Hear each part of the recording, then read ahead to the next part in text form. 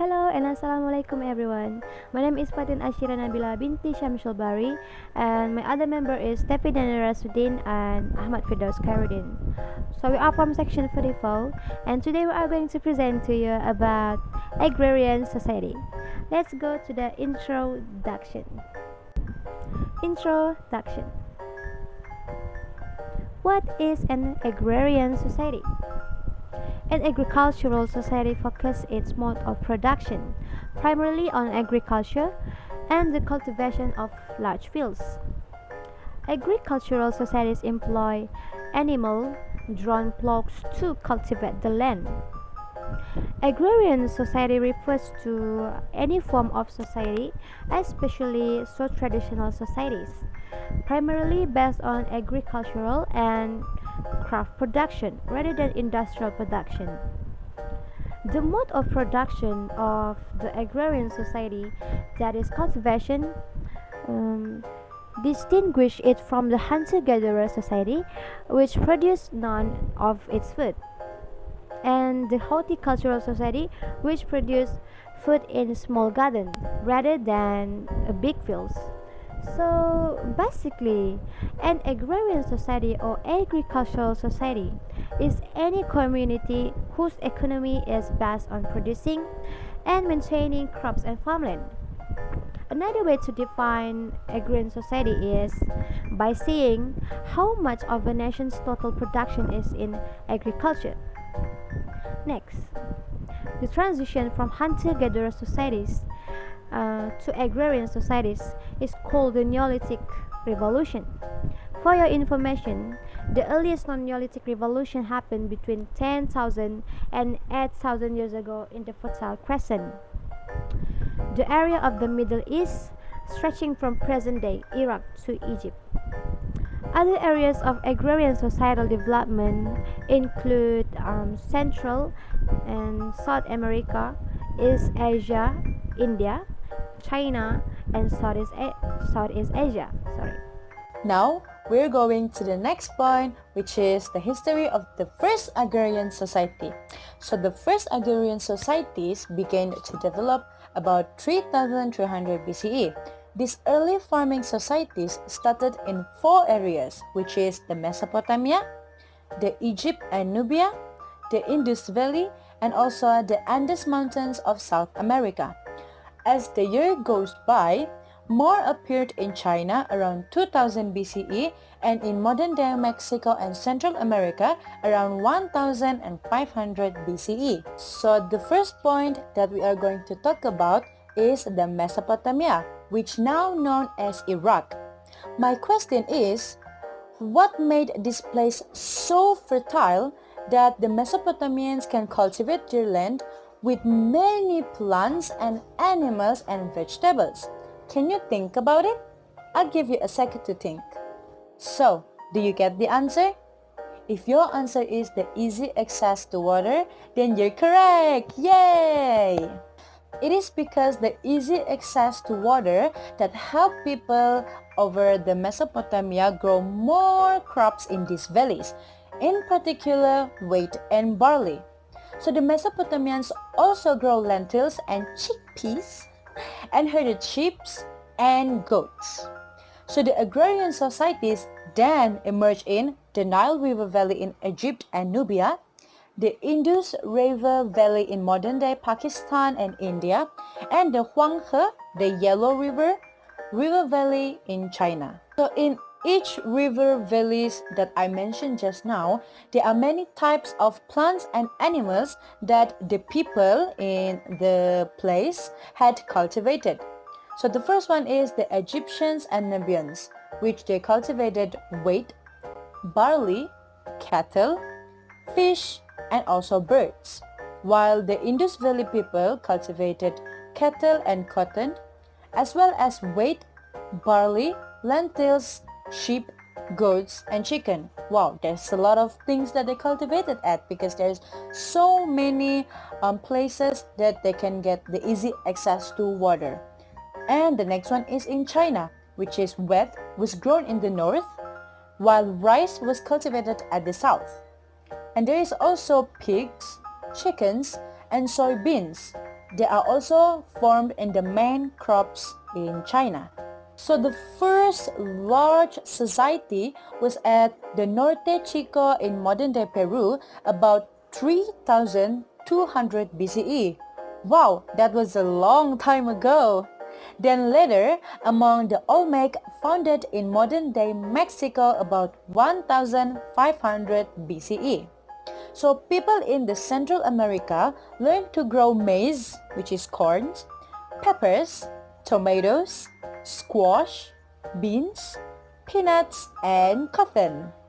Their only domestic animals were dogs and turkeys. So along the Andes Mountains in South America, they use llamas and alpacas for wool and transport. Where they want to go, they're going to use the llama and alpaca. And they also use the cotton for clothing and also tapestries. They also depended mostly on potatoes and quinoa, and they also had guinea pigs and fish brought up from the coast. Now, my next question is, why and how did the states emerge? How about we take 5 seconds to think about it? Here is the ultimate answer. Listen carefully. So after people learned to grow plants and tame animals, they gradually learned to utilize animals for a variety of things other than food. At first, they used animals just for milk, wool, manure, and muscle power. The world's population was able to grow dramatically as humans farmed more. In 8000 BCE, it stood at approximately 5 million. Wow, that's a lot of people who are farming in this world back then. By 3000 BCE, it was about 14 million people. But at the same time, the climate was changing dramatically. The Earth had been gradually warming since the height of the last ice age, which was about 20,000 BCE ago. By about 8000 BCE, it had reached a stable level of warmth. After this point, the climate in the northern hemisphere generally became drier, possibly due to slight changes in Earth's orbit. This dryness drove people from the mountain areas down into river valleys to find water and resources. During floods, rich soil was deposited into the valleys. It made the land fertile and good for farming. Next part is we move to characteristic, agrarian society characteristic. First point is the society economies is almost exclusively based on agricultural production, which mean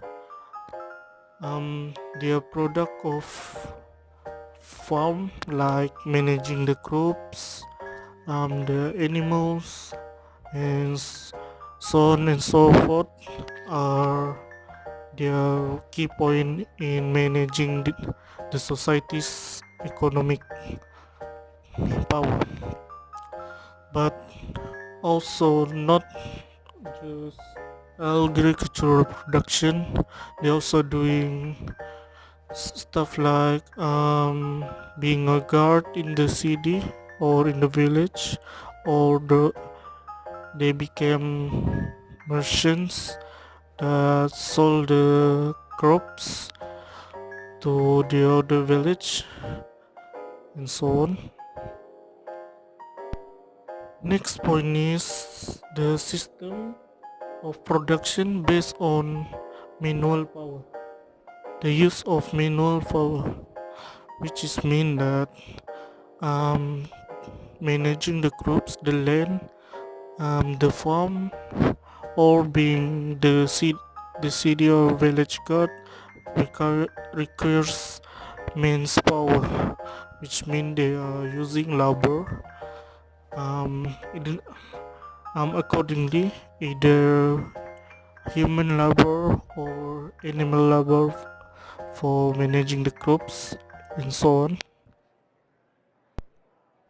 The the third point is life is centered on the village community system, which means that um, without the community, um, a village won't have a stable population, and the villager won't have an easy life.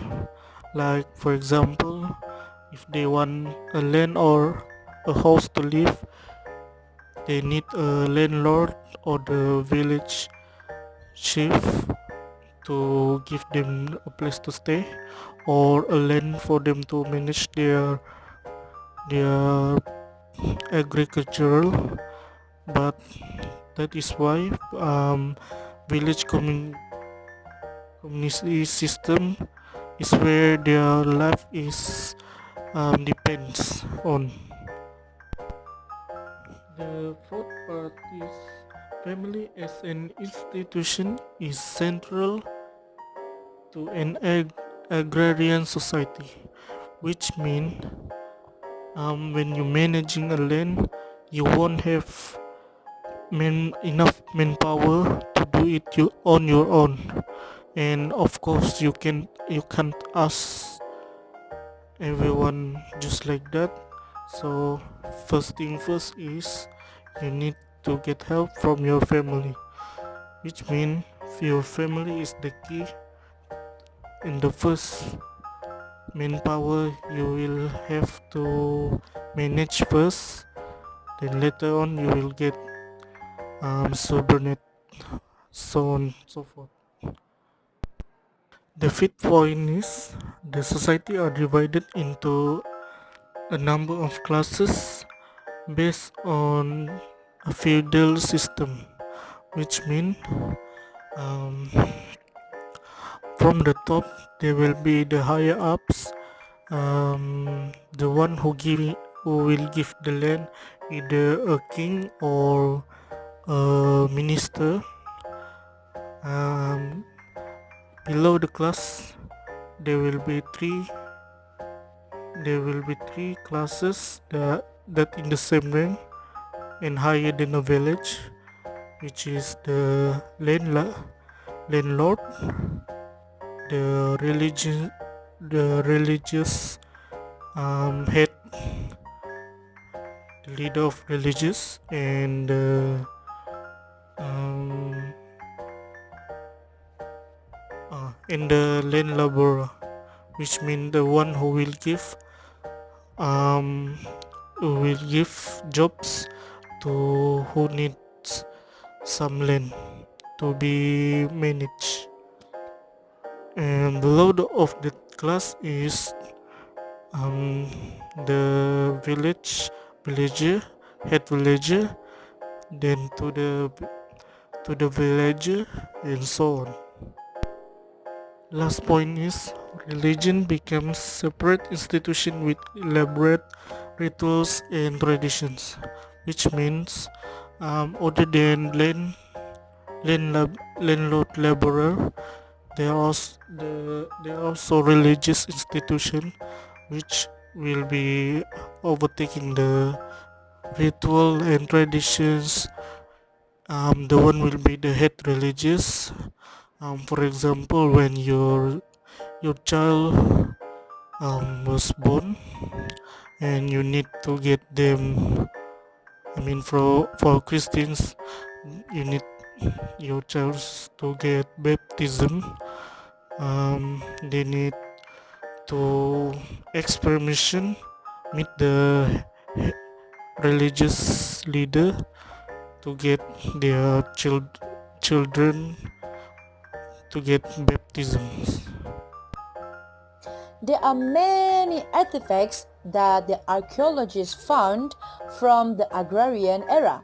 So the first one is the vase that they used to whether for farming or for drinking. They use it to take the water. The second one is an artifact from the agrarian era which was found by an archaeologist from China, which is from the Huanghe River Valley in China. And the third and last one is the equipment that they use for farming. Other than that, There are many contributions that we can get from the agrarian society. The first one is they help to fertile and also to cultivate the land and soil. They don't waste any land at all. They use all the land to cultivate it and to grow more crops, plants and vegetables. The second one is they help to grow the population of animals in this world.